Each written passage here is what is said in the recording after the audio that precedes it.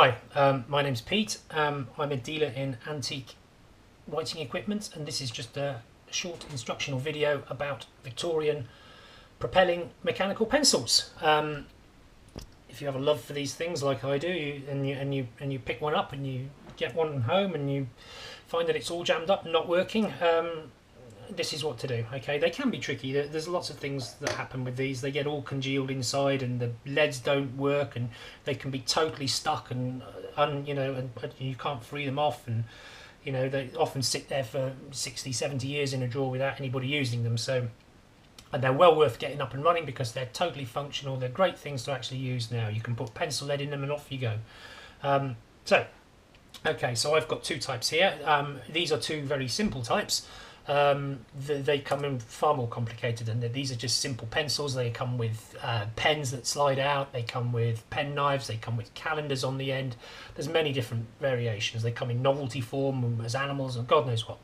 But these are two very simple Victorian 1860, 1870 mechanical pencils. Okay, first one is a ring slider.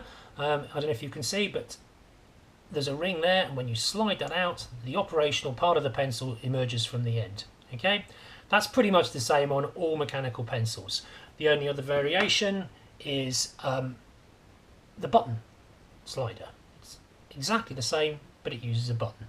Okay, there are other ones as well, which I don't have in front of me here, which use what they call a magic action, where you pull back and the thing, the end of the pencil emerges from the end.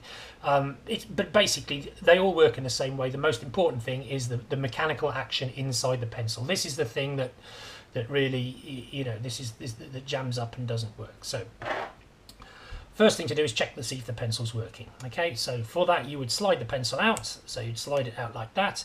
You would hold the pencil by the shoulder. Now the shoulder is that bit there. That's the bit that you hold, and you unscrew the nozzle there. And there you will see the drive pin. Now, a lot of people think that drive pin is a pencil lead. It isn't. It's the pin that drives the lead. The pencil lead fits into the little nozzle there, and this pin, when you wind it back, I'll wind it all the way back now, look, it winds itself back inside the pencil by turning on the body of the pencil and holding the little shoulder. See, it's gone. So you would then fit your lead inside the nozzle. You would screw the nozzle on again, like such. I won't screw it on because I'll show you the pin emerges, and then you would screw the other way, the opposite way.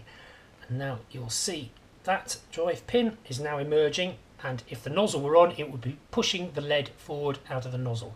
And you would just push enough so the lead just emerges enough so you could write with, or draw with, or whatever, and then as that bit of lead had worn down, you would just give it another twist just to keep feeding it out as you need it. It's that simple. Okay, that bit of it. Now that's the most important bit. If that is not working, then the pencil is not working. Basically, it's very complicated down inside the pencil. So if when you hold that shoulder and you twist, and that little drive pin is not moving back and forwards, the pencil, you can sort of say, is really not worth bothering with. And if I saw that on a table, I wouldn't buy it. Often you'll unscrew the nozzle and the pin will be halfway there and you can't move it. That means it's jammed up. Now that's different.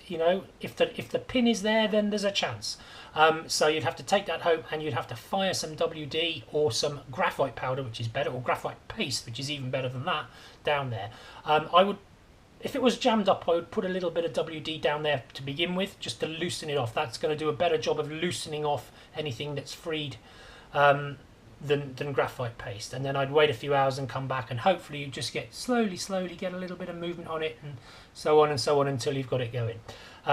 And then after that, forget the WD, only use graphite powder or graphite paste on it. Graphite is just it's like it is what it says on the can. It's just ground graphite, and because of the silicon in it, it's just better for the inside of the pencil. It keeps it better. So, okay, so that goes back on there like that.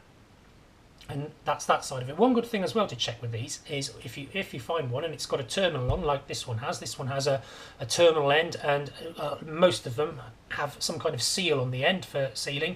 This one has a Chalcedony seal with somebody's initials in it. Unscrew that, because as you'll see with this one, when you unscrew it, not all, but they have a little chamber in the end for storing spare lead. This one's been barreled out, look, for individual leads. So it's always worth checking, because in there you'll have some of the original leads, you know, some of the original Victorian era leads that will just go straight back in the nozzle of the pencil without even having to worry about getting replacement leads for it. So that's that, check that. If it has no lead and you want lead, these pencils usually come with two different types of lead. M size lead, which is just over 1mm, and VS size lead, which is 1.5mm. Those are the two common ones. There are a few others. There's W and H. H is a very small fine one, and W is a 2mm big one. But usually most, especially modern pencils, which are predominantly the ones that you'll find, are either M size or VH size.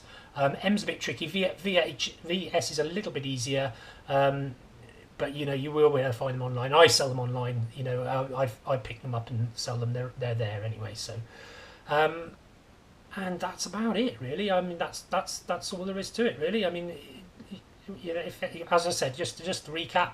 If you get your pencil like that and you just turn it, if you can feel some movement, if you can either see lead propelling out the end, that means it's working already because the drive pin's working. If you're not sure, unscrew that nozzle bit and check that pin. Right?